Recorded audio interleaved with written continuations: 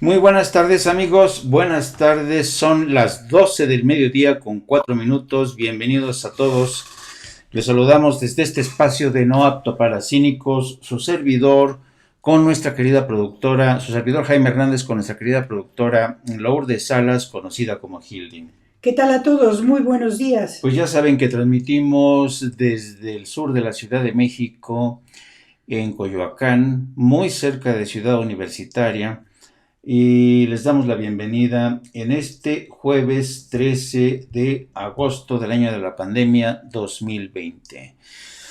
Pues tenemos muy buenas noticias, noticias que ya de alguna manera nos las adelantaban desde Buenos Aires, el presidente de ese país, pero ya se hizo oficial con la participación financiera de la Fundación Slim y Laboratorios de México y Argentina. La vacuna hasta ahora más avanzada, más prometedora contra el COVID-19 podrá llegar a nuestro país y al resto de América Latina con carácter universal y a bajo costo, aproximadamente unos $4, si no me equivoco, es decir, como unos 90 pesos. 90 pesos es lo que se había decidido. Así lo anunció esta mañana el presidente Andrés Manuel López Obrador en compañía de los representantes de los laboratorios AstraZeneca Oxford y de la Fundación Slim. Según informó el canciller Marcelo Ebrard, la fase 3 de este del ensayo clínico que realiza AstraZeneca, terminará en noviembre y se someterá entonces a la evaluación de la Autoridad Sanitaria de México para su eventual producción. Se van a producir en laboratorios de Argentina y México. Lo que ocurre ayer es que el presidente de Argentina se les adelantó a México y a los laboratorios Astra. Pero bueno, ya es oficial. Yo digo que es una noticia muy, muy, muy importante porque está demostrado que cuando hay liderazgo político, las cosas marchan muy bien, a diferencia, por ejemplo, de Estados Unidos, que es un desastre lo que ha ocurrido hasta ahora. Así es que yo creo que es un buen anuncio. Es un anuncio que ha demandado la participación, como reveló esta mañana el presidente de la Fundación, Carlos Slim, que yo creo que tiene ganas de redimirse, ¿no? De redimirse como filantropista, después de haber acumulado una enorme riqueza, ya sabemos de qué manera. Ahora parece ser que el señor Slim quiere redimirse. Pues qué bueno, y que lo haga de la mano del gobierno de México, en un esfuerzo realmente que es muy importante, que puede salvar la vida de millones, millones de personas. Y lo que más me gusta de este acuerdo es que tiene un carácter universal y de bajo costo. Vamos a abundar sobre este tema y también vamos a hablar hoy, van a ser dos temas porque yo creo que los dos temas que vamos a tratar son muy importantes. Esta mañana el presidente Donald Trump sorprendió a todo el mundo al anunciar que Israel y los Emiratos Árabes Unidos habían acordado restablecer relaciones diplomáticas plenas como parte de un acuerdo para detener la anexión de tierras ocupadas que los palestinos reclaman como parte de su futuro Estado. Ya saben, estos territorios ocupados en Gaza y Cisjordania. ¿Por qué se produce justamente en este momento este acuerdo y por qué lo hace en primera instancia Donald Trump y no lo hacen primero Israel y los Emiratos Árabes? Porque evidentemente es un regalo de los Emiratos Árabes y sobre todo de Ariel Sharon, el primer ministro israelí, a Donald Trump para tratar de reforzar su estatura, su posición de cara a las elecciones del próximo 3 de noviembre, que la verdad están muy complicadas para él. Entonces, este anuncio sorpresivo tiene que ver más que nada como un intento de reflotar las posibilidades de Donald Trump de cara a las elecciones del próximo 3 de noviembre. Entonces, vamos a hablar ampliamente de este tema también, cuáles son las expectativas de este acuerdo, qué tanto podemos confiar en Donald Trump y sobre todo también en Ariel Sharon y en los Emiratos Árabes para que este acuerdo no sea un paripé, una simulación, para que solamente recupere votos perdidos Donald Trump. Y así arrancamos. Pues bueno, vamos a arrancar con esta noticia muy importante del acuerdo, perdón, Bibi Netanyahu, perdón, Gracias, María. Gracias, gracias. Bibi Netanyahu. No, Ariel Sharon es un carnicero. ¿Por qué se me cruzó? No entiendo. Pero qué bueno que entró al rescate María Zambrano. No, Bibi Netanyahu en rescate de Donald Trump. Son amiguetes, ¿no? Son amiguetes. Eh, pues vamos adelante con el anuncio esta mañana. Un anuncio que explicó en la medida de lo posible Hugo López Gatell, porque yo creo que es una noticia realmente muy importante y ahorita les tratamos de explicar entre Gilda y yo, vamos a tratar de explicarles por qué es importante. Vamos a escuchar primero lo que le anunció esta mañana. Me puse de acuerdo con Marcelo, hubo una comunicación por escrito con el ingeniero Slim y ya se acordó informar al pueblo el día de hoy. La vacuna, una vez que esté autorizada, COFEPRIS tiene que dar la autorización. Desde luego, COFEPRIS ha estado atento y está convencido de que es la mejor opción hasta ahora, es la vacuna que tiene más posibilidades de éxito. No tendría COFEPRIS ningún problema para la autorización. Si hace falta una autorización de un organismo mundial, pues también es realmente algo muy serio,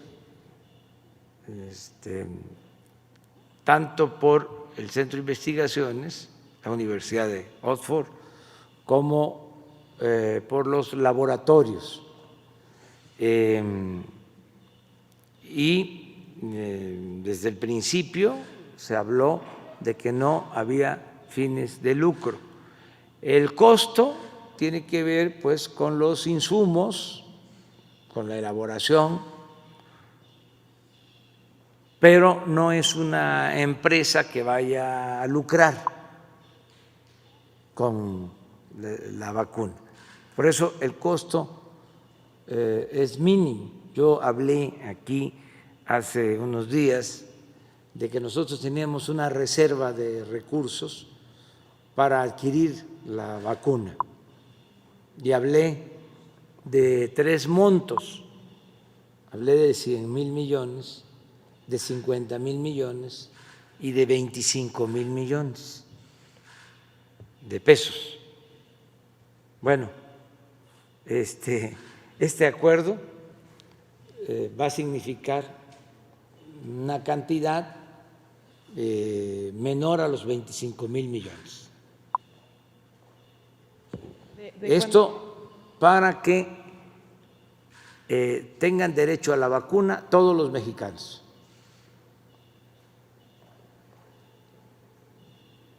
Todos.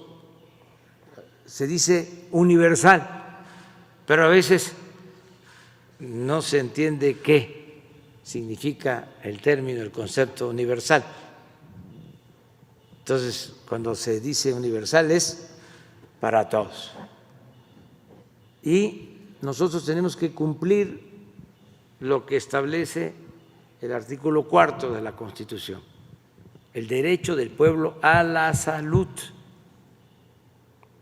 Y es atención médica, medicamentos y vacunas gratuitas, para que esto quede completamente claro. En otras partes, en otros países, puede ser que se decida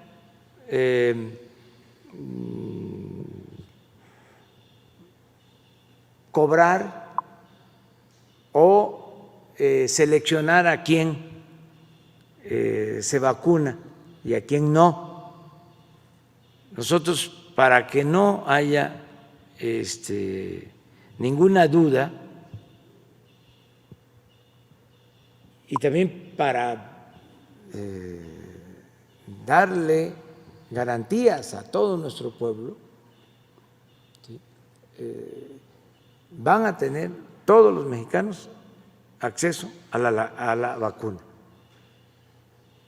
Y no debe haber preocupación por la gente pobre. Tiene garantizada la vacuna. La gente más humilde, la gente más pobre, y no se va a quedar al final. Ya sabemos que por el bien de todos, primero los pobres. Y los enfermos. Y los médicos, los adultos mayores y los médicos y las enfermeras, pero todos. Eso es lo que puedo yo contestarte. también tenía la duda de cómo se va a hacer la distribución a los países de América Latina. Bueno, esto ustedes pueden. Sí, señor presidente. Bueno, le daría yo la palabra a Silvia Varela para que les explique y después hago un comentario muy breve.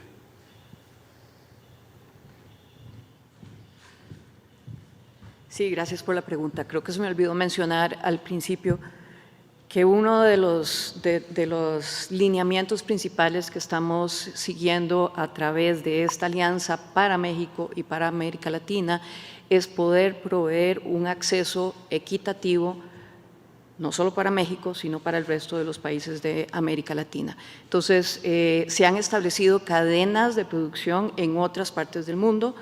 Ustedes han visto posiblemente anuncios anteriores del Instituto Serum de India, anuncios en Estados Unidos, anuncios en Europa. La idea principalmente de lograr este acuerdo hoy es darle prioridad a América Latina, como mencioné anteriormente, cortar los tiempos.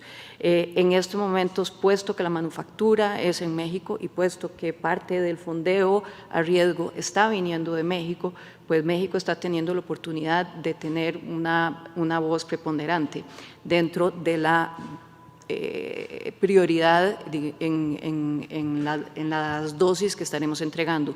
Dicho eso, nuestra responsabilidad es sin duda tratar de establecer una distribución equitativa entre todos los países. Nosotros a partir de este momento, pues hoy hicimos el anuncio aquí oficialmente en México, ayer se nos adelantó un poquito el presidente Fernández en Argentina, pero estamos hoy saliendo a hablar con todos los gobiernos de América Latina y va a depender si los gobiernos manifiestan interés y si los gobiernos quieren efectivamente establecer una intención de compra. Una vez establecida esa intención de compra, iremos entonces priorizando de acuerdo a las poblaciones vulnerables y a los porcentajes mínimos que los sistemas de salud de cada país establezcan para ir haciendo esta distribución equitativa.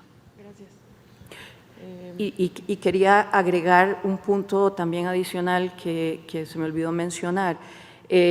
Precisamente el apoyo que estamos recibiendo de estas alianzas, de alianza privada, nos permite hablar de una dosis inicial de 150 millones, pero sin duda alguna los apoyos de los gobiernos y este riesgo compartido del cual estamos hablando nos va a permitir subir el suplido hasta 400 y tantos millones de dosis para la región de América Latina, que sin duda alguna nos posiciona en un muy buen lugar para poder cubrir la mayor parte de las poblaciones. Solo agregaría respecto a las preguntas, se saca autorización de las diferentes autoridades regulatorias. Entonces, lo que cabe esperar es que en noviembre tengas la presentación de resultados no solo para el caso de México COFEPRIS, sino en muchos países. Las autoridades regulatorias tendrán que tomar una decisión en común. Sería muy extraño que una autoridad regulatoria dijera que sí y otra que no. Pero tu pregunta es, ¿solo se autoriza en México? No, se autoriza en diferentes países del mundo con estándares muy altos. Segundo, el criterio para América Latina. A ver, ¿qué es lo que anima esta iniciativa? Nosotros podríamos hacer un trato directo nada más para México. Argentina igual. Tenemos los laboratorios, tenemos los recursos. Pero México es el que planteó que tiene que haber un acceso universal y aquí hay un punto de encuentro con AstraZeneca Oxford, que es exactamente el mismo punto, que es acceso universal, no fines de lucro y que no sea fijada el acceso a esta vacuna simplemente por ley de mercado, porque en ese caso serían costos elevadísimos. Bueno, entonces, al hacer este acuerdo, lo que hace es decir, América Latina y el Caribe, ustedes también van a participar, porque la cadena de producción es en América Latina, México y Argentina. ¿En base a qué se va a tomar la decisión? Bueno, primero, cada gobierno determinará si le interesa participar o no y en qué proporción, y se tratará de tener un acceso equitativo. ¿Qué es lo que va a suceder? Ya lo dijo aquí Silvia muy bien, pues que a partir de ahora tenemos que tomar contacto con los diferentes gobiernos y ahora sí que ya es una decisión de cada gobierno, pero ya las cifras que están previendo pues son cifras muy elevadas, 400 millones de dosis ya es un número considerable. Esto no existía antes. Si no hubiéramos hecho este acuerdo, si no nos ayuda la Fundación Slim, ¿qué habría pasado? Pues tendríamos que esperarnos un año, porque hay una lista de más de 90 países. O en todo caso, si lo consiguiéramos en 6 meses y no en un año, serían un número menor. Entonces, este acuerdo lo que te permite es estar al mismo tiempo que los países, por ejemplo, el Reino Unido, que por cierto ha tenido una posición muy proactiva y queremos agradecérselo al gobierno del Reino Unido, de Inglaterra, para que tengamos el acceso al mismo tiempo, que no haya una diferencia en tiempos, porque la diferencia en tiempos son muertes y es un impacto económico y social tremendo. Sobre otras empresas y la... Se los hemos querido dejar así de extenso a las 3 participaciones, las del presidente, la de la máxima responsable de AstraZeneca y de Marcelo Ebrard, porque creo que son 3 ángulos muy importantes. Primero, la del presidente, él remarcando que esta vacuna va a llegar a todos los rincones de México, para ricos, para pobres, para médicos, para enfermos, para gente de la tercera edad, para jóvenes, para todo mundo. Y además, la responsable de AstraZeneca dio claves importantes. Primero, que va a tener un carácter universal, no va a tener ánimo lucrativo y que van a producirse hasta 400 millones de dosis de esta vacuna. Es prácticamente abarcar todo el continente, porque tengan en cuenta que no está incluido Brasil en este acuerdo, porque Brasil tiene sus propios acuerdos con China y con Rusia. Y finalmente, Marcelo Ebrard, para mí la parte más importante desde mi punto de vista ha sido que con este esquema que echó a andar Carlos Slim durante el reciente viaje a Washington, se lo comentó al presidente, lo que estamos haciendo es acortando tiempos, no acortando etapas ni de ensayo, no, sino subiéndonos al carro de la vacuna más avanzada y más prometedora. Yo creo que esto es una anuncio. Las vacunas, porque estamos con esta y otras más. Y otras más. ¿Qué opinión te merece todo esto? Pues es que en esta vacuna ya tenemos un grado de certidumbre, porque es una vacuna que ha estado muy cuidada y de la que se le ha seguido el rastro desde el principio, desde que Oxford hizo la alianza con AstraZeneca. Ya se tenía mucho detalle acerca de cómo iban avanzando. Incluso conocimos la historia de la médico viróloga que está a cargo de la vacuna en Gran Bretaña, que incluso probó la vacuna en sus hijos y en toda su familia, me parece, de la seguridad que tenía ya con ella. Aquí, por ejemplo, nos preguntan, dice Andrea SZ, hoy es de esos días que reafirmamos por qué el ser humano no debe perder esperanza. Y luego nos dice Teresita Sándol, esta es una información muy alentadora. Xochitl Moreno nos dice, esta es una excelente noticia, y creo que sí, que es así como debemos tomarla, es una excelente noticia. Se nota que el secretario de Relaciones Exteriores, Marcelo Ebrard, que el área sanitaria que se encarga de todos estos de todos estos asuntos, han estado muy activos y viendo de dónde se obtienen los recursos. Y también es fenomenal que se haya encontrado a Carlos Slim en un momento importante de esta pandemia para que él suministre el dinero, e incluso dice que esa va a ser a fondo perdido su donación, ¿no? Sí. Porque no va a recapitalizar eso, simplemente va a ser una inversión pues en beneficio de México y por supuesto que de toda América Latina. A ver, fíjate que a mí se me hace interesante todo esto. Carlos Slim, a quien he señalado por haberse beneficiado, sobre todo durante el sexenio de Carlos Salinas de Gortari, ahora da con este gesto, yo no sé si su intención es redimirse ante los mexicanos, pero sería un principio de... Digo, a mí no me importa, a mí lo que me importa es que se tenga la vacuna a tiempo, pero llama la atención este gesto de Slim. Yo no sé si todos los mexicanos van, pregúntale a Guzmán, ¿saben con cuánto aportó la Fundación Slim o datos adicionales? Por el momento no, pero sospecho que la fundación lo va a dar. Lo que dijo el presidente esta mañana, que el gobierno de México va a aportar 25,000 millones de pesos. Él dijo que tenían, creo que hasta 200,000 millones de pesos, pero van a aportar, tenía 3 presupuestos, pero el que menos tenía presupuestado es el que van a aportar. A mí se me hace muy interesante que el gobierno de México, en esta época justamente de crisis, no tenga necesidad que hipotecarse, que vender el piano, la casa, los muebles. Y hasta las alfombras. Y hasta las alfombras, y que le entre al quite un señor que se llama Carlos Slim, que ha sido gran beneficiario de la época neoliberal y que aporte, que apoquine, y a mí se me hace muy interesante. Yo no sé. Mira, Arturo Elías Ayub, que es el vocero de Carlos Slim, pues dijo esta mañana que la idea de este acuerdo Argentina-México es ahorrarnos un año de tiempo para que América Latina pueda tener esta vacuna, y que coincide con lo que se dijo esta mañana. Este acuerdo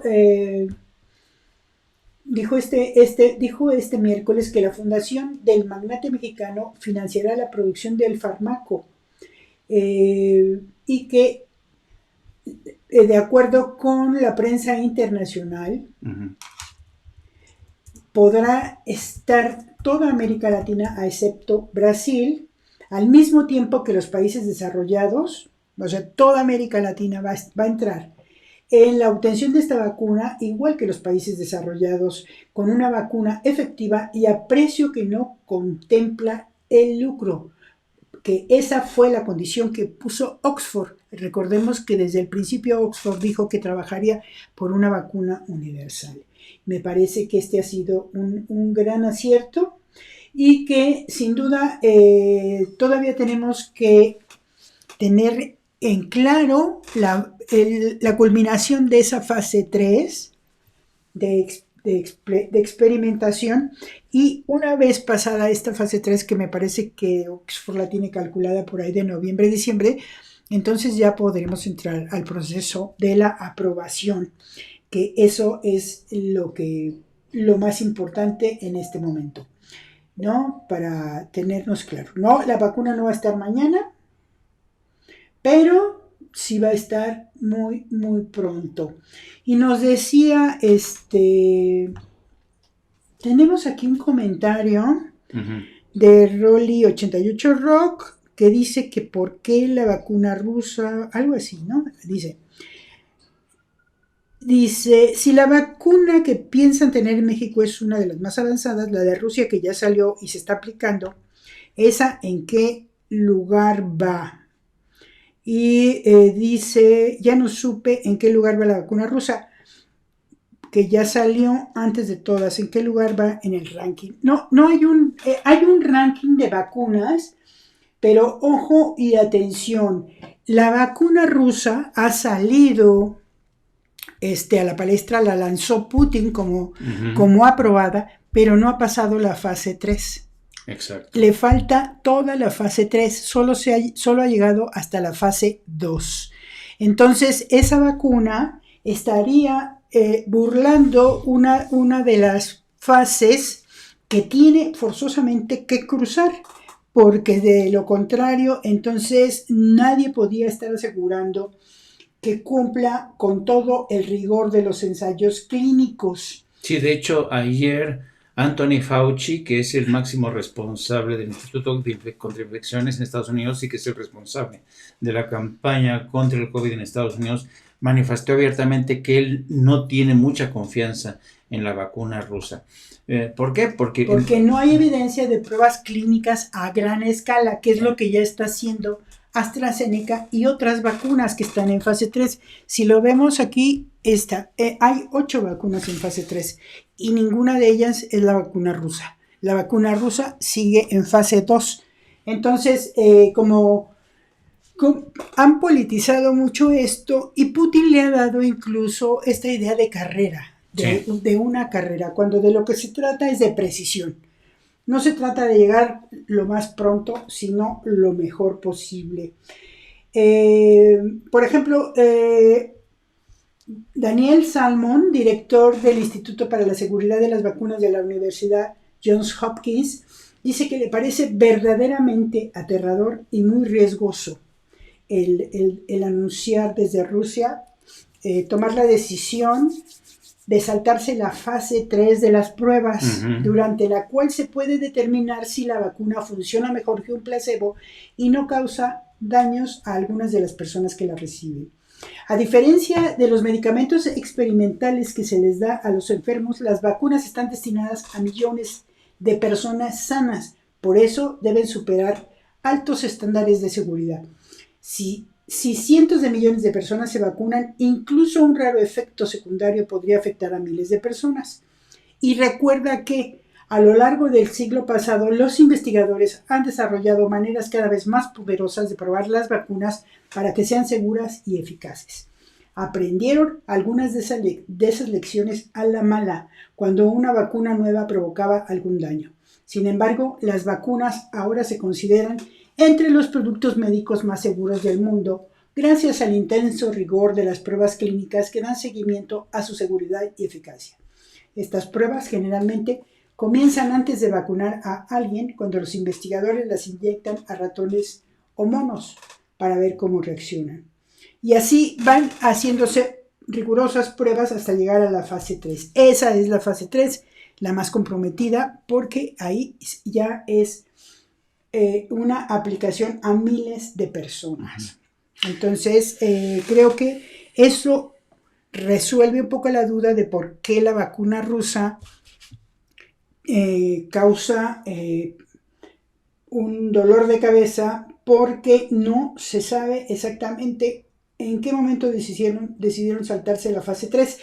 Y hoy en la mañana Marcelo Ebrard dijo que la vacuna rusa no está descartada de la vigilancia que se está haciendo sobre el desarrollo y el proceso de las vacunas, y que se le va a pedir a Rusia que envíe toda la información que tenga de su vacuna para que sea revisada y evaluada. Eso hacen todos los países. Todos los países revisan y evalúan las vacunas, no solo la rusa, también las chinas y también las europeas. Ese es uno de los puntos que se le ha criticado a Rusia, que Rusia no está compartiendo la información para que la OMS y otros países con los que quiere compartirle la revisen, porque se supone que tiene que tener un carácter universal esta vacuna. Entonces, por eso mismo es importante que Rusia aporte la información para que sea revisada por la Secretaría de Salud de México para darle el visto bueno. Pero hay un gran pero, desde mi punto de vista, que es de carácter, porque aquí se mezcla la política, no tienen idea. Y entonces, para mí, el hecho de que Anthony Fauci haya señalado ayer, nada más conocerse el anuncio de la vacuna rusa, que él no le merece mucha confianza, pues eso da la medida, ¿no? De hasta qué punto estamos aquí con el trasfondo. Es una carrera Y aquí... Sí, pero no cuenta quién llegue más rápido, No, sino quien lo haga mejor. Exacto. Ese es el punto. Sí, dice que el doctor Salmon dice, no basta con decir que tengo un gran producto.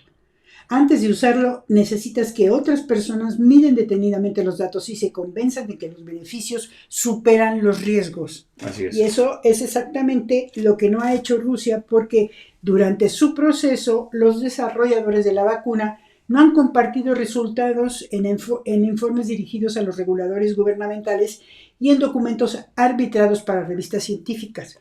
Que eso son como las ventanas que abren los desarrolladores de vacunas para que todo el mundo conozca cuáles han sido sus avances y cómo están resolviendo los temas de una vacuna, la seguridad de la vacuna. Ahora, bien, este tema lo estamos abordando desde el punto de vista noticioso.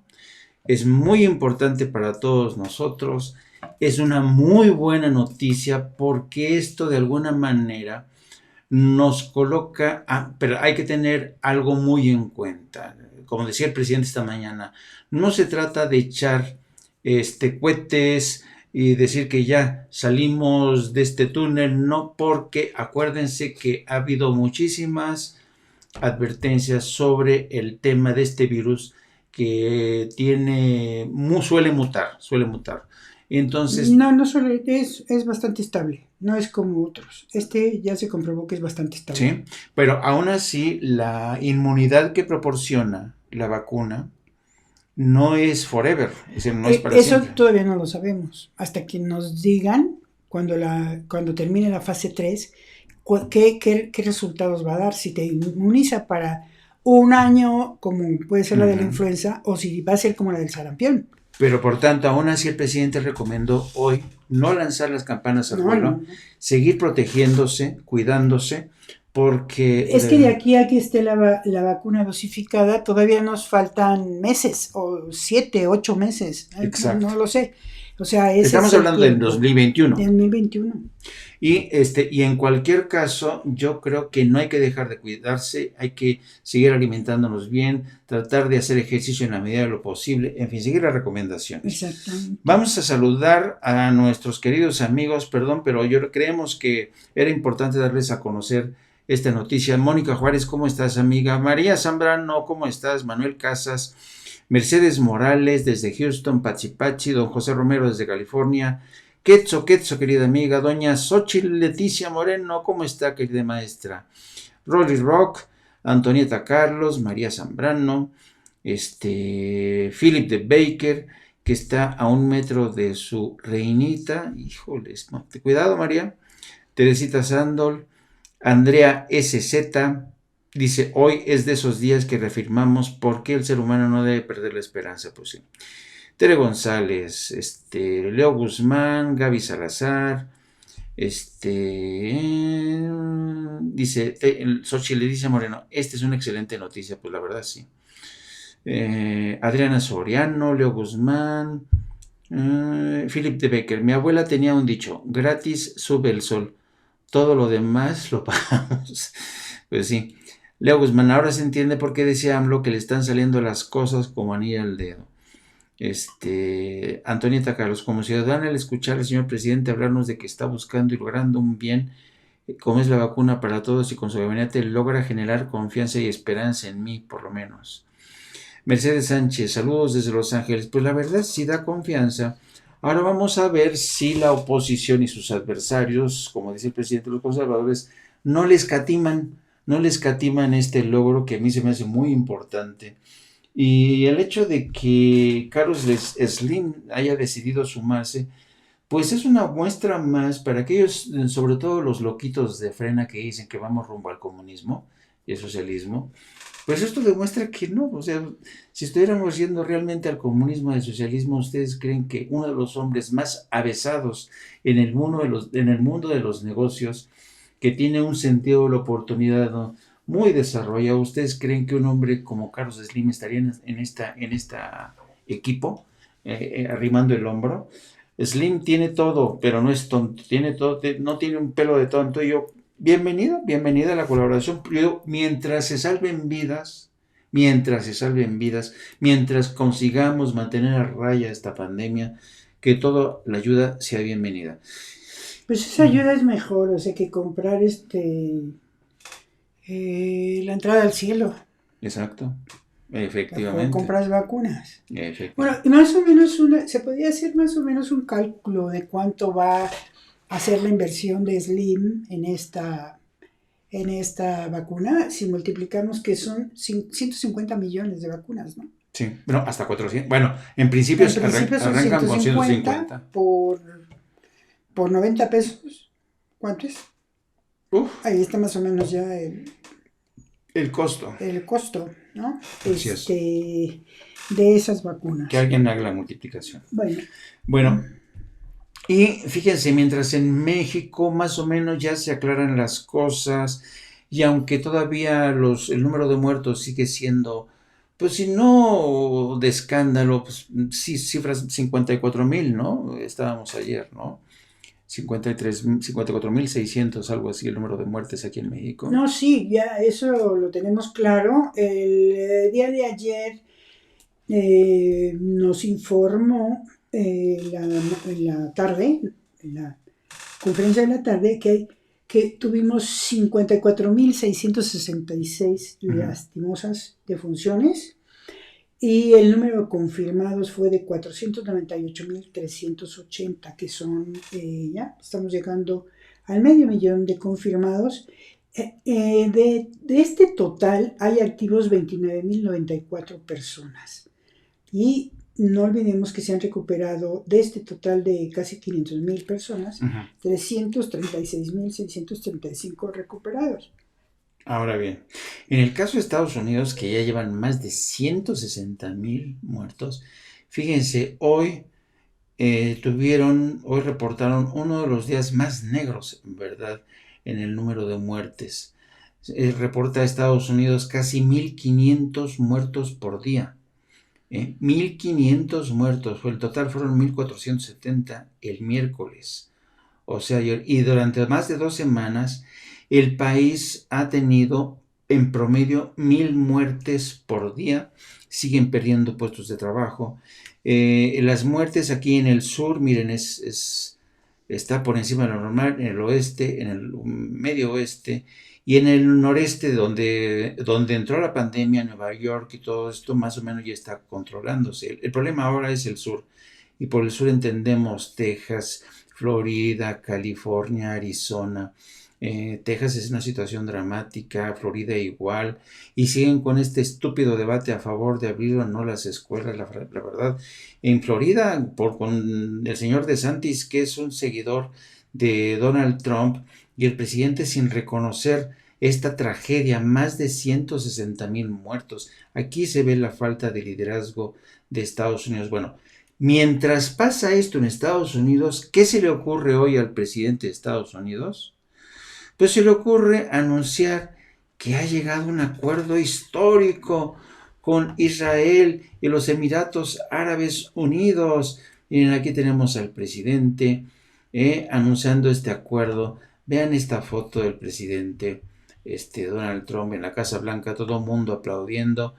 Y dice que el principal muñidor, digamos, de este acuerdo ha sido su yerno, Jared Kushner, que aquí lo tenemos, ¿no? Y el acuerdo dice, bueno, según en los términos de este acuerdo, pues son que Israel y los Emiratos Árabes establecen relaciones. Se trataría del tercer país árabe que establece relaciones con Israel. Uno de ellos ya ha sido Egipto y el otro es Jordania. Trump le dijo a la prensa en la oficina oval que se trataba de un momento realmente histórico, comillas. Ahora que se ha roto el hielo, preveo que otros países árabes y musulmanes seguirán a los Emiratos Árabes Unidos. Este reconocimiento significa sin duda alguna pues un regalo, un valioso triunfo diplomático para Jared Kushner y para Trump de cara a las elecciones de noviembre. Sus intentos, hay que tener en cuenta varias cosas. La economía se ha ido al traste. La pandemia no la ha sabido controlar.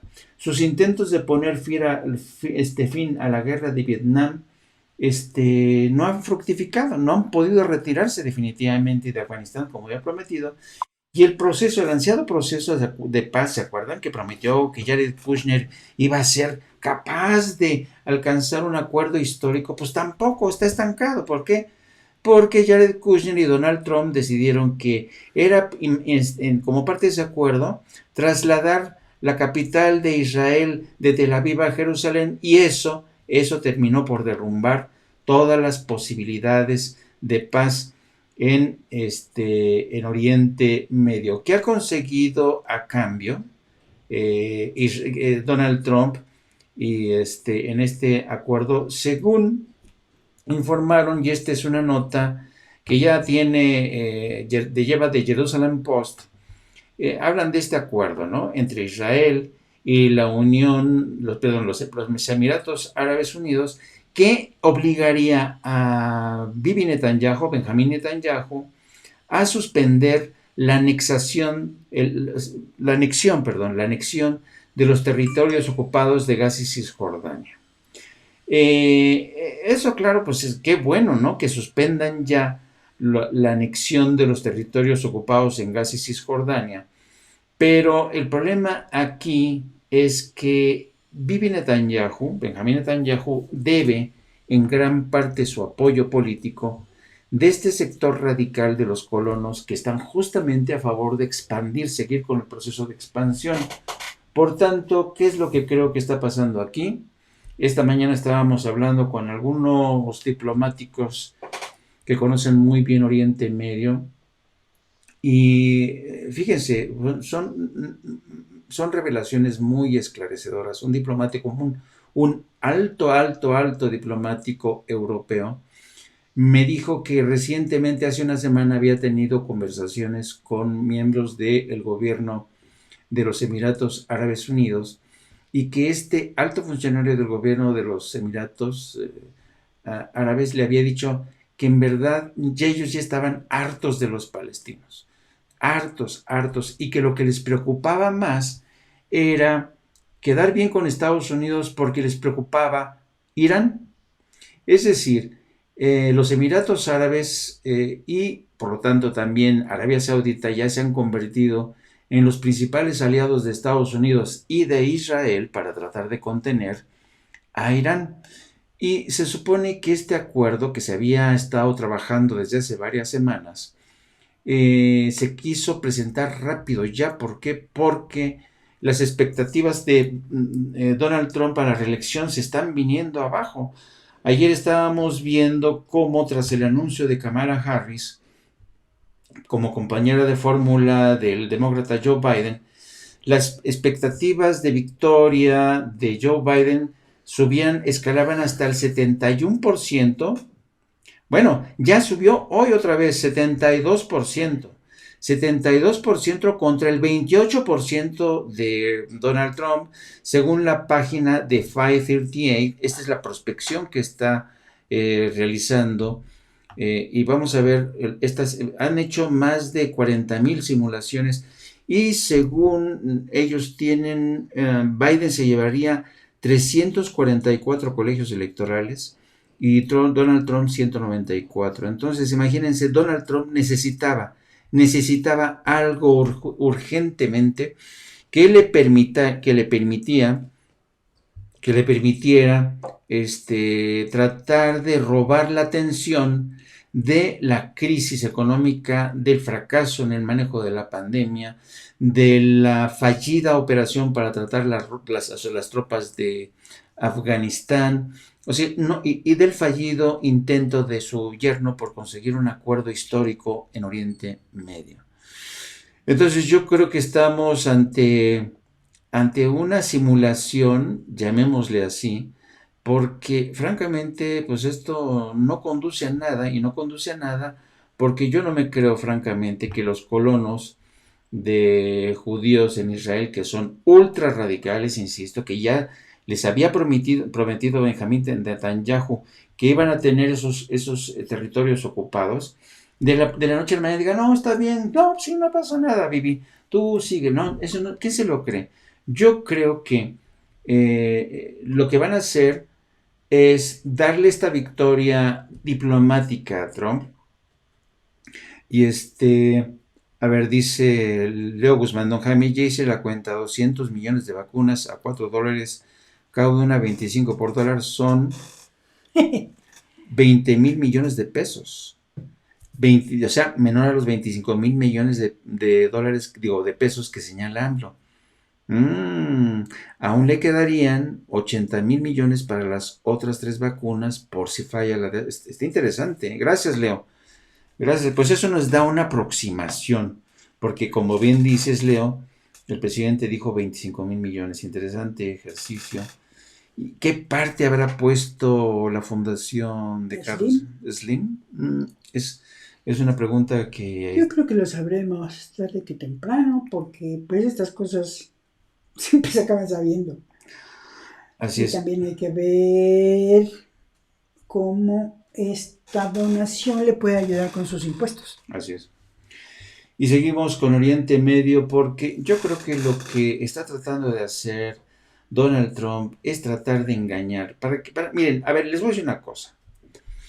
A ver, ¿ustedes le creerían a una persona como Donald Trump que va a respetar un acuerdo que va a frenar los planes de anexión con Israel?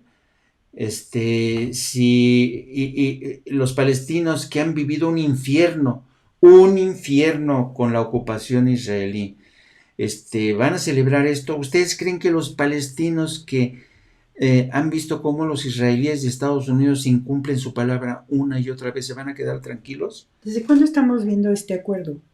¿De este acuerdo? ¿Cuántos años tenemos esperando un acuerdo? Y nada. ¿30 años? Sí, no, más. Lo que me contaban estos diplomáticos alemanes, ya dije, perdón. Lo que me contaban estos diplomáticos esta mañana es que este personaje de los Emiratos Árabes dice que es casi 50 años de estar apoyando a los palestinos y ya se cansaron. Y entonces preferimos que tener la amistad de Estados Unidos, que nos va a ayudar con armamento y una presión para frenar a Irán. Hay que tener en cuenta que la gran batalla que está librando Irán en toda la... ha sido una batalla ancestral por el control, por el alma del mundo árabe y musulmán entre Irán y los wahabitas de Arabia Saudita. Entonces, los Emiratos Árabes van a estar con quien más les convenga. Además, les voy a decir una cosa.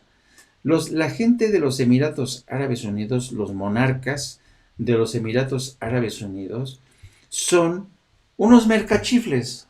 O sea, los Emiratos Árabes Unidos son países que le han entregado, porque ustedes saben que los Emiratos Árabes Unidos fueron colonia británica. Entonces, por ejemplo, si ustedes llegan ahora a los Emiratos Árabes Unidos, es como una especie de resort, de lugar para irse de vacaciones, para muy estilo británico, ¿no?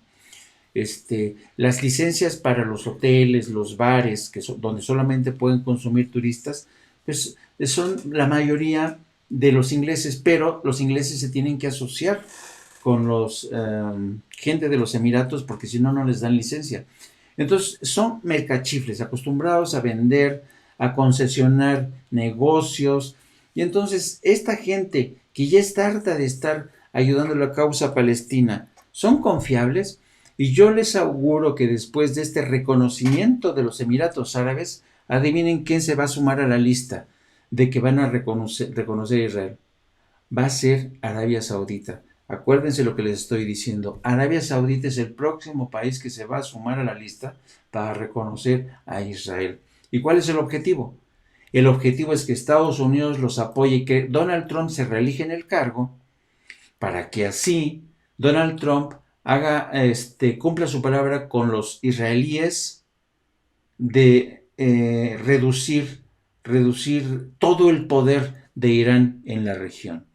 Entonces, estamos aquí ante una medida bastante oportuna para Donald Trump, pero al mismo tiempo muy peligrosa para el escenario en Oriente Medio. Ojalá de verdad se elija en el cargo Joe Biden, porque Joe Biden estoy seguro que volvería al esquema de negociación que se tuvo con Irán para que renunciara al enriquecimiento del uranio, a la construcción de armamento nuclear, que era el mejor de los acuerdos que se pudo haber alcanzado con Irán.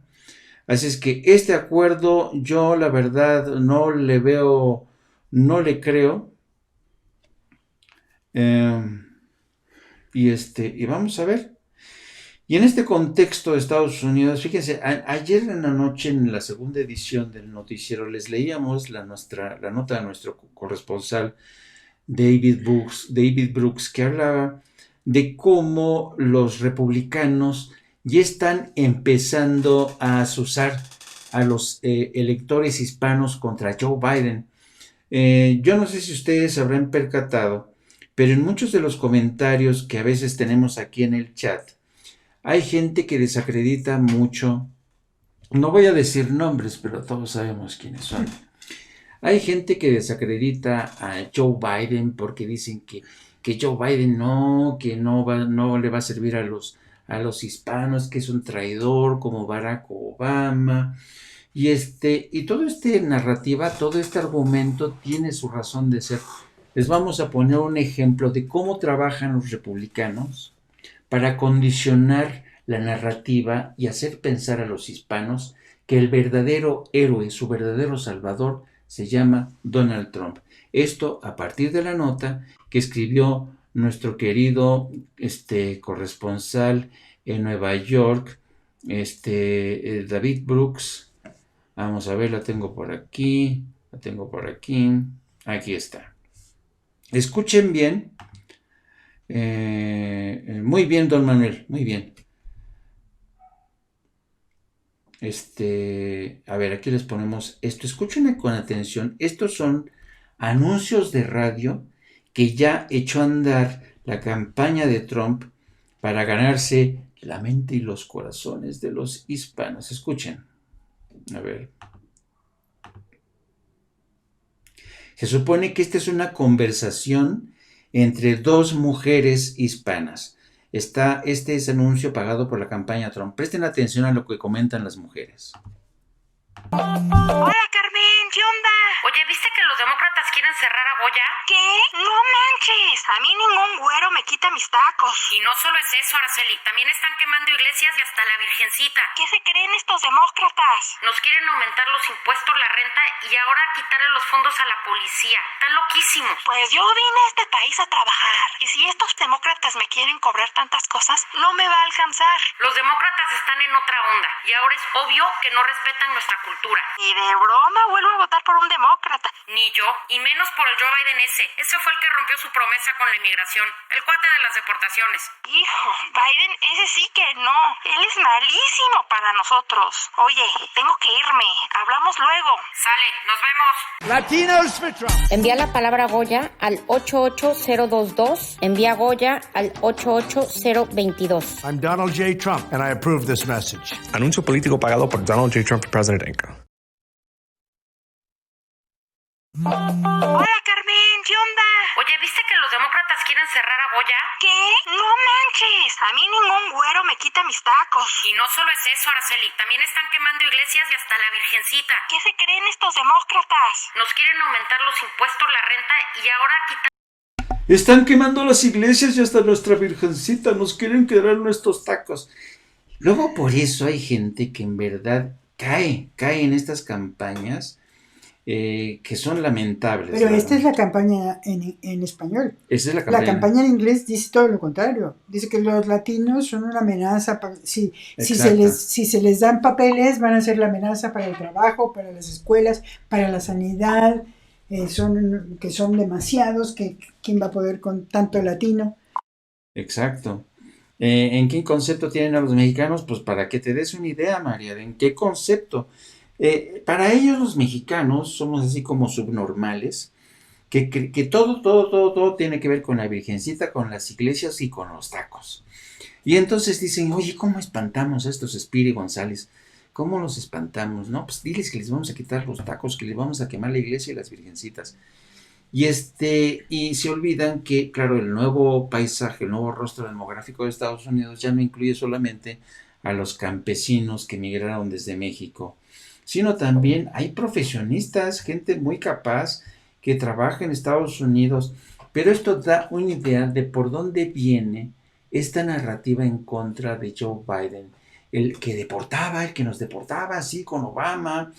Y si bien es cierto que Obama deportó a más de 2 millones, eso nadie lo va a negar, nadie lo va a negar.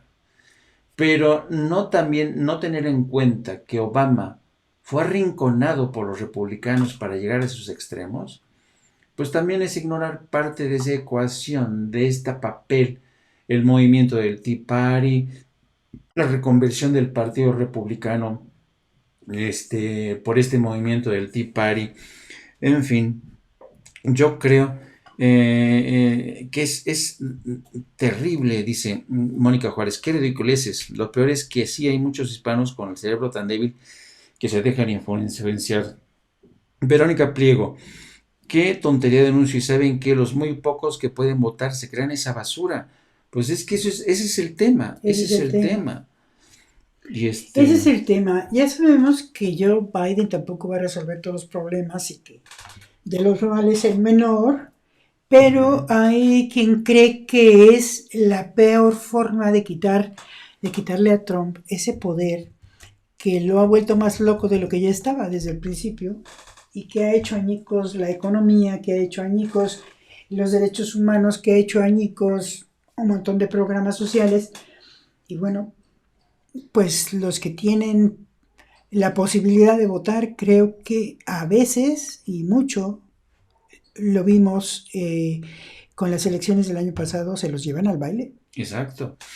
Y entonces, pues, fíjense, y lo que nos contaba nuestro corresponsal, David Brooks, en su nota de ayer, muy interesante, por cierto, la campaña republicana está recurriendo también a las imágenes de Andrés Manuel López Obrador en su visita a la Casa Blanca para decir que, ya ven, el presidente de México apoya a Donald Trump. Es decir, ya sabíamos que iba a ocurrir esto, ¿no? Y que iban a tratar de utilizar. ¿Por qué?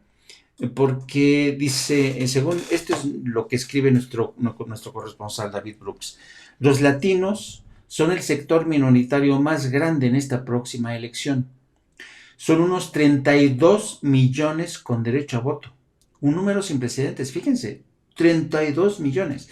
Y 13.3% de todos los votantes según el Pew Research Center. Y tanto el republicano Donald Trump como su contrincante demócrata Joe Biden están buscando activamente cómo invitar al voto de diversas corrientes dentro de ese universo, ¿no? ¿Se acuerdan ustedes como por ejemplo cuando estaba como candidato a la presidencia John McCain, que venía a México y lo primero que hacía iba a ser a visitar la Virgen de Guadalupe para que así ganarse las simpatías de los electores hispanos? O sea, primero nos acusan de ser delincuentes, de cruzar ilegalmente la frontera, pero cuando viene época de elecciones y como ahora son 32 millones de hispanos con derecho a voto, dicen, oye, no, pues hay que decirles que están quemando iglesias, los demócratas, y se están metiendo hasta con la Virgencita.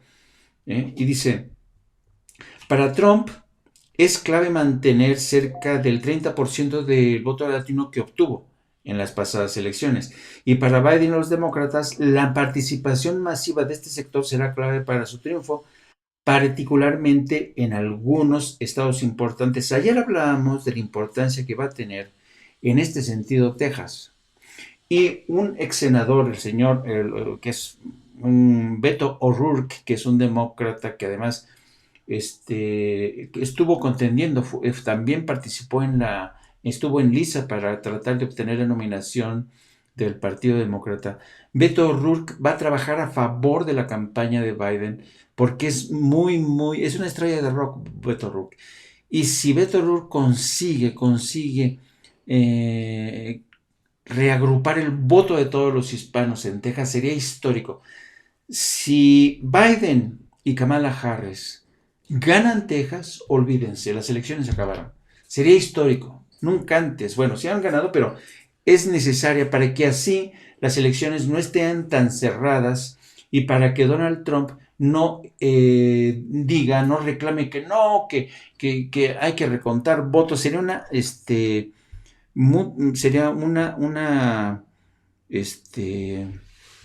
un desastre que fueran unas elecciones muy cerradas. Ahora, pero fíjense que Trump está haciendo, en el curso de las últimas horas, Donald Trump está haciendo hasta lo imposible para tratar no solamente de revertir las encuestas, sino reducir al máximo la capacidad que tienen los electores para votar. Y como estamos en medio de una pandemia, la mayoría de la gente quiere votar por correo. ¿Y qué es lo que está haciendo Donald Trump? Para empezar, puso al frente de la oficina postal a una de sus gentes que no tiene nada que ver con este sector, pero puso unos condicionales que la primera medida que tomó fue recortar el presupuesto del servicio postal. Entonces, la gente que va a votar por correo, que ya todo el mundo está diciendo hay que votar ya por correo, ¿qué es lo que está haciendo este tipo? Está convirtiendo la oficina de correos en un cuello de botella, para que los votos no lleguen a tiempo. Entonces, se dice ya los análisis que hacen los expertos, el éxito de las elecciones presidenciales en el 2020 podría depender del servicio postal. Pero en estos momentos hay una guerra al interior. Donald Trump no le quiere dar más presupuesto al servicio postal porque dice que no, que es una ruina. Los demócratas los están acusando incluso de estar propiciando, de estar preparando un golpe de Estado al asfixiar económicamente el servicio postal para que el voto por correo no fluya. Entonces, dice, el servicio postal ya enfrentaba interrogantes sobre cómo manejar el aumento de correo que se prevé en los votos que se enviarán por correo debido al coronavirus, pero varios cambios operativos impuestos por su nuevo director han provocado retrasos en el servicio en todo el país a medida que aumentan los rumores de recortes adicionales, lo que a su vez alimenta las preocupaciones sobre la votación en noviembre. ¿Ven lo que está haciendo ya Donald Trump? Está preparando el terreno para que el servicio postal colapse y pueda decir, no, pues nosotros no tenemos la culpa, el servicio postal, ya ven, no funciona. Y son de las cosas que no funcionan. Entonces es muy interesante, lo que ocurra. Ándale, Carmen Oro, Trump muy al estilo prianista. Exacto. Entonces, hay gente que ya está acusando, insisto. Dice, fíjense, esta es una nota de National Public Radio que está saltando. Se las voy a mostrar. El presidente Trump admite en una entrevista que planea bloquear el presupuesto adicional para el servicio postal con el fin de prevenir un aumento de los votos por correo. Esto ya realmente es escandaloso lo que está haciendo el presidente Trump. Y esto está preparando, de verdad, es escandaloso el fraude que quiere, el fraude contra los ciudadanos que tienen miedo de salir. Entonces a Trump no se le ocurre otra cosa más que tratar de dinamitar el servicio postal, porque sabe muy bien que va a ser un tsunami de votos en su contra. Así es que yo creo que con esto nos da el contexto, nos permite dar otra vez contexto al anuncio de esta mañana sorpresa, de que gracias a Trump y a su yerno Jared Kushner, Estados Unidos ha conseguido un éxito. ¿Por qué? Porque consiguieron que Israel restablezca relaciones con los Emiratos Árabes Unidos, que son unos hipócritas, han abandonado a su suerte, han traicionado a sus hermanos árabes palestinos, los han dejado en la cuneta. ¿A cambio de qué? A cambio de dinero, equipo militar de Estados Unidos para atacar a Irán. De verdad que cuando se escriban la historia de todas estas traiciones de la administración Trump, por eso yo insisto y coincido con mucha gente que ha dicho que el presidente Donald Trump es un peligro para Estados Unidos, pero también para todo el mundo. Y en verdad lo está haciendo en varios frentes, mientras trata de arrebatarle financiamiento al servicio postal. A shakeup of the U.S. Postal Service is leading to mail delays, union officials said on Tuesday. Ahí están diciendo que se prevén muchos retrasos en la entrega. Fíjense, de estos sobres que representan los votos de millones de ciudadanos. Y mientras tanto dicen, no, pues nosotros tenemos un acuerdo histórico entre Israel y los Emiratos Árabes Unidos. A otro perro con ese hueso, de verdad, es vergonzoso lo que está pasando en Estados Unidos. Pero es que además también este acuerdo con Israel y los Emiratos Árabes Unidos, vamos a ver en las próximas semanas que las delegaciones de Israel y de los Emiratos Árabes Unidos se van a reunir para firmar acuerdos bilaterales en materia de inversión, de turismo, de vuelos directos, de seguridad, de telecomunicaciones, de tecnología, energía, salud, cultura, medio ambiente, el establecimiento de embajadas recíprocas y otras áreas de mutuo beneficio. O sea, detrás de todo hay una cantidad de dinero impresionante que va a ir y venir entre Israel y los Emiratos Árabes Unidos. Ahora que sabemos de los Emiratos Árabes, de su economía, son economías bollantes, y por eso han defendido siempre sus espacios, porque no quieren que los primos y los primos hermanos estén dentro de sus planes expansionistas. Y la apertura de estos lazos directos entre esas dos sociedades muy dinámicas del Medio Oriente y las economías avanzadas transformarán la región al estimular el crecimiento económico, mejorar la innovación tecnológica y forjar relaciones más estrechas entre los pueblos. Eso es lo que dice el comunicado conjunto. O sea, qué bonito, ¿no? Está muy bonito, y nos quedamos con esta idea que siempre se maneja, que ya aparece el concurso de Miss Universo, donde la chica que concursa dice, y también deseo la paz en el mundo. Siempre está la paz en el Medio Oriente. Sí. Pero siempre, y tenemos décadas sabiendo que lo que se quiere es la paz en Medio Oriente, pero verdaderamente los que nos pueden contar cómo les ha ido con esa paz en el Medio Ambiente pueden ser los palestinos, en el Medio Oriente, perdón.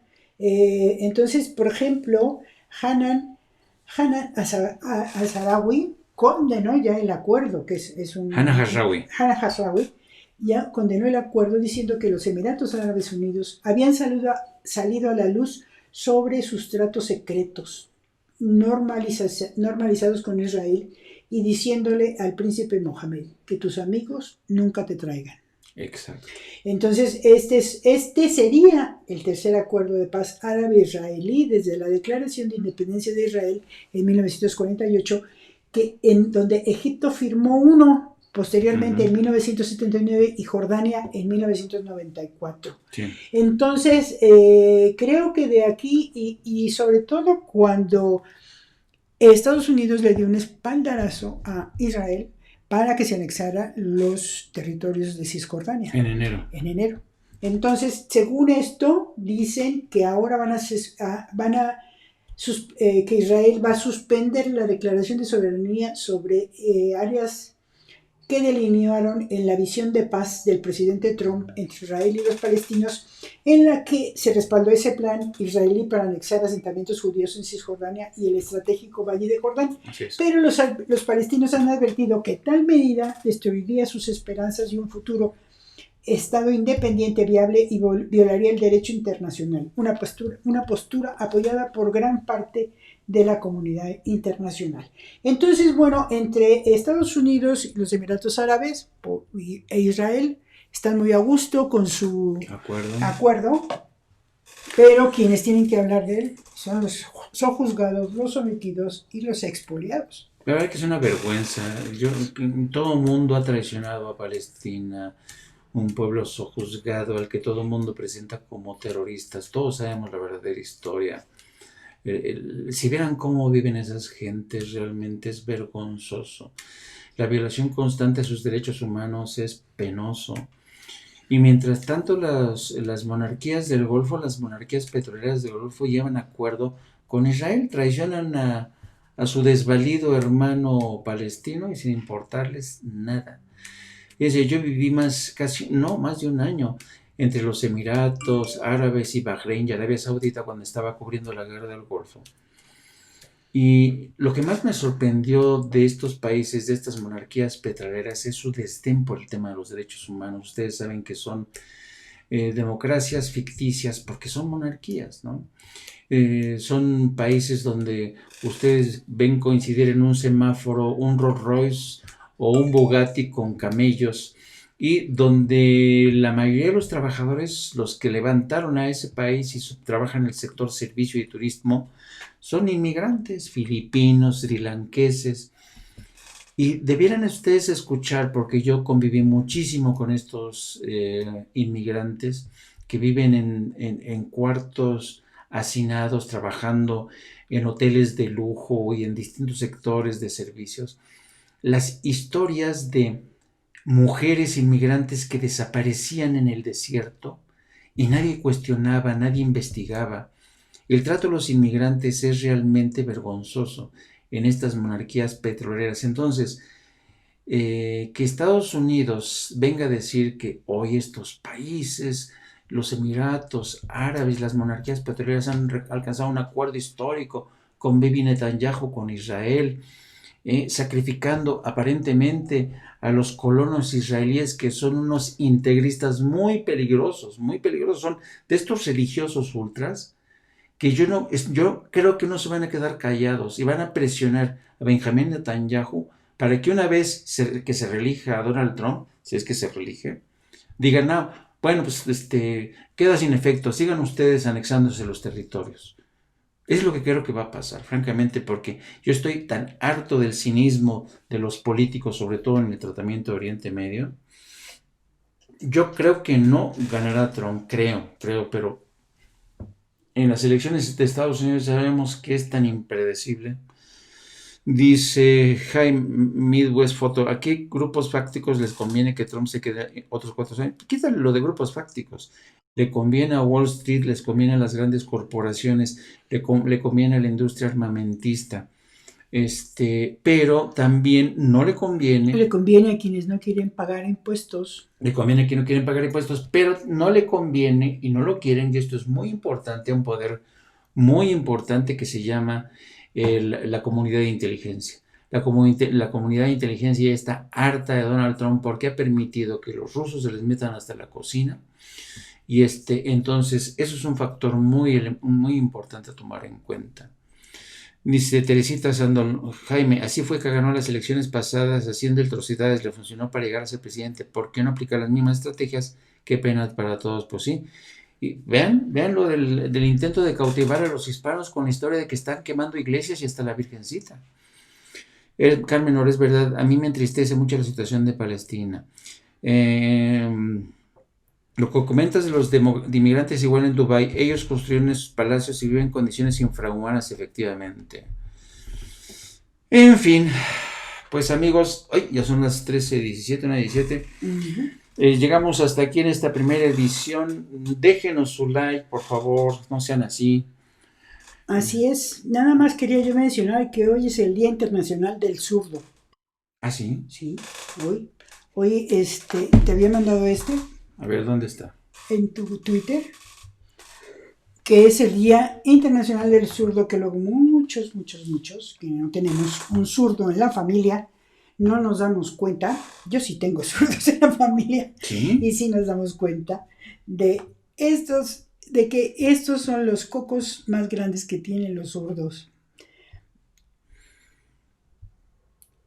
¿Cuántos estigmas hay en torno a los zurdos? Bueno, ¿verdad? ya cada vez menos, ¿no? Ya no es como antes, que les amarraban la mano izquierda para que usaran la fuerza de la derecha y cosas de esas absurdas, y que recibían todo tipo de estigmas. Pero ahora ya es mucho menos, pero sí hay que acordarnos por ejemplo, esto que dice 6 cosas que odian los zurdos, que son las tijeras, los pupitres, el abrelatas, los cuadernos con espiral, mancharse al escribir y a los diestros. Así es. Entonces, bueno, pues un saludo a todos nuestros familiares y nuestros amigos y nuestros conocidos que sean zurdos, porque, bueno, ya cuando menos los pupitres ahí han desaparecido en muchas secundarias, que eran donde eran los más horribles pupitres, por mesas, y claro, hay mucho de dónde escoger para no tener cuadernos en espiral. Y ya hay abrelatas para zurdos, que eso es, y tijeras para zurdos, que eso ya es algo muy bueno para esta parte de nuestra sociedad. Muy bien, dice que Sildro. Tiene derecho también a no estar tan odiadora. Dice, yo soy zurda y sufrí porque en las escuelas nunca había pupitres para zurdos, dice Sildro. No, es una cosa horrible. Dice Leo Guzmán, don Jaime, ¿cuál es la liga del anuncio de Goya? Porque acuérdense que Goya, la empresa que tiene origen español, o sea, llegaron los españoles y dijeron, vamos a alimentar a los hispanos con frijoles, vamos aquí a producir y vamos a estos hispanitos que son mexicanitos, vamos a fabricar. Entonces los españoles empezaron con esta empresa de Goya, y esta empresa, creo que fue hace como 2 semanas, no más, ya como un mes. Le dio un voto de confianza a Donald Trump, diciendo que Trump, dice, los hispanos tienen en Trump a un constructor, es increíble constructor, y dijo, el dueño, oramos por el liderazgo de nuestro presidente. Entonces, claro, cuando a la comunidad hispana se enteró, pues empezaron a boicotear los productos Goya. Entonces la Casa Blanca tiene este vínculo con Goya, pero pues yo no sé si alguien ha comido de Goya, la verdad a mí no me gusta nada en absoluto. Sí, digo, claro, si lo comparan con los frijolitos mexicanos de las Dolores, todos estos productos mexicanos que son buenísimos y que por fortuna ya llegan a Estados Unidos. Dice Verónica Pliego, claro que si mi hija y mi nieto son zurdos, yo soy ambidiestra, porque a mí me amarraron la mano, órale. Sí, el cuerpo suele compensar, ¿no? Cuando... Así es, pero era un sufrimiento muy absurdo. Incluso mi abuela materna fue zurda, sí, y ella no podía escribir delante de la gente. Le daba vergüenza escribir, porque escribía con la mano izquierda. Entonces siempre que escribía escondidita. Uh-huh. Nada más imagina qué tipo de... Así es. De trauma le puedes ocasionar. Bueno. Pero mi hermana zurda, esa pues ya no tuvo ningún problema. Pero sí pasa por todas estas cosas, las tijeras, los pupitres, las abrelatas, mancharse y los cuadernos con espiral. Bueno, chamacos, pues llegamos aquí hasta el final. Gracias por acompañarnos. Espero que el programa les haya resultado más que entretenido, informativo, que es lo que nos interesa. Porque luego hay temas que en las noticias cotidianas no nos explican bien qué trasfondo hay detrás de todo esto. Y este es el objetivo de este programa de No Apto para Cínicos. Y quedamos hasta aquí. Dice Mónica Juárez, mi mamá fue maestra y le pidió al maestro de carpintería modificar el pupitre a un alumno zurdo. Anda, fíjate. No, es que eso es un elemento de tortura. El maestro de carpintería modificar. Pero, o sea, tu madre le pidió a un carpintero que conocía ella, y luego ese pupitre lo llevaron a tu escuela o era para tu casa, Mónica. No, supongo que para la escuela. Dice Verónica Pliego, como siempre, súper informativo y sobre todo una visión mundial. Gracias, Oro. Gracias, Verónica. Hasta mañana. Gracias, querida María. Gracias por salvarme en lo de Ariel Sharon. Uh-huh. Dice Leo Guzmán, esos de Goya creo que son cubanos, ¿no? No. Son españoles. La compañía fue fundada en 1936. Se mudaron desde la región vasca de España a Puerto Rico y luego a Nueva York. Ahí vendían sardinas y aceite de oliva en una tienda de la calle Duane, en el Bajo Manhattan. Pero pues de 1936, pues ya van a ser 100 años casi que Goya empezó a vender, pero tuvo que diversificarse para los latinos. Así es. Bueno, chamacos, ahora sí los dejamos porque si no nos vamos a colgar. Nos vemos hoy a las 20 horas en la segunda edición para los amigos que están de este lado del Atlántico y para los que están en Europa, que descansen, que la pasen muy bien.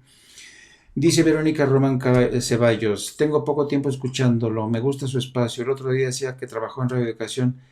¿Eso cuánto tiempo tiene? Yo he sido Radio Educadita. ¡Uf! Yo trabajé en Radio Educación en 1978, 79, 80. Y yo pasé por radio en 1979. Uh-huh. Yo empecé como reportero en Radio Educación. Tenía yo, 19 años, 20 años. Échenle. Fíjense, 19 años tenía como reportero en Radio Educación, tengo 64. ¿Cuántos años tengo de periodista? Híjole. Don Octaviano Lozano, mi querido amigo, un saludo, siempre estás ahí, yo sé que siempre estás ahí, gracias por estar con nosotros, querido Octaviano. Te mando un abrazo muy fuerte. Octaviano Lozano fue un amigo, es un amigo que estuvo conmigo en varios medios ahí, siempre al otro lado del teléfono, cuando yo andaba de enviado por aquí, por allá. Y muy buena onda, mi querido Octaviano. Bueno, ¿conocieron entonces a Federico Engels, el locutor? No. ¿Tú te acuerdas? No, yo no. Seguimos esperando sus memorias, pues sí. Eso sí. Promesas. Bueno, amigos, no nos queremos colgar más. Nos vemos esta noche y mañana para la gente en Europa. Abrazo a todos. ¿Cómo se llama? Emilio Bergenji. Emilio Bergenji. Ese era el locutor con el que trabajábamos. Y Patty Kelly. Y Patricia Kelly. Emilio Bergenji, que en paz descanse, ya se murió. Bueno, chao, avinos.